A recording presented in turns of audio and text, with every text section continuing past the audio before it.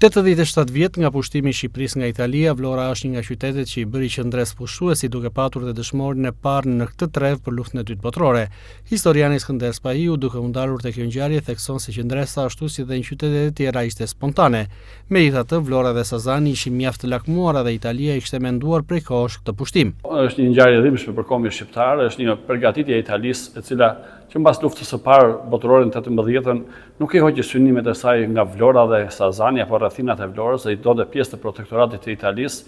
Ajo nuk e harroi 1920 kur Vlora dhe vlonjatët apo dhe të ndihmuar dhe nga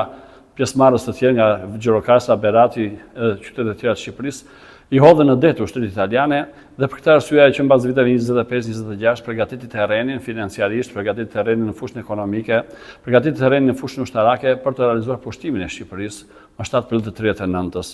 Qendresa e shqiptarëve ishte një qendres spontane, ishte një qendres e paorganizuar, sepse teorikisht mbreti i Shqipërisë në atë kohë Ahmet Zogu nuk ishte dakord me pushtimin e Shqipërisë, por kërkonte që kjo qendresë të bëjnë në zonat e larta malore, kur Italia erdhi nga deti dhe nga ajri duke pushtuar skelat e Shqipërisë së saj kohe, Durrësin, Vlorën, Sarandën, Shëngjinin, dhe kjo qendresë spontane u bën në Durrës, në Vlorë, dhe vetë vlonjatët dhe Vlora të organizuar në mënyrë spontane, në mënyrë vullnetare, i bën qendresë realisht në skelën në portin e Vlorës, ku ra heroikisht dhe dëshmori i parë Hamid Vashko nga Gumenica.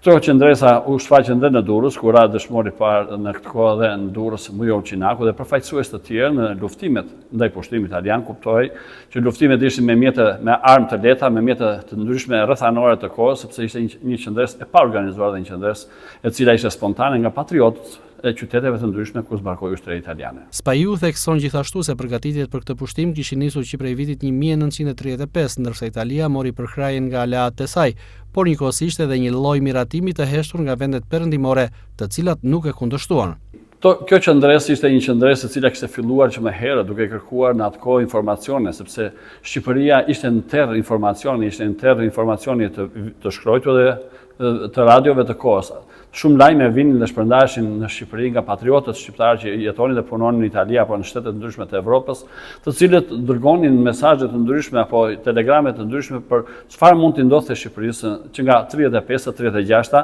pasi Italia ndërmori agresionin në pjesën verilindore të Etiopisë dhe Somalisë së sotme, dhe synimet e saj që çuditërisht u përkrahen nga fuqitë perëndimore dhe ajo e mori lejen më së fundi nga aleati i saj Gjermania për ta pushtuar Shqipërinë. As Austro-Hungaria apo shtetet e tjera të Evropës perëndimore nuk e refuzuan pushtimin e Italisë ndaj Shqipërisë, pavarësisht ato kishin dhënë një ndërmjes të madhe për të shpallur pavarësinë e Shqipërisë në 12-ën, si Italia ashtu dhe Austro-Hungaria, por synimet e tyre ishin me qëllime shumë afatgjata për ta bërë Shqipërinë në një protektorat të Italisë, për të qenë pjesë e kësaj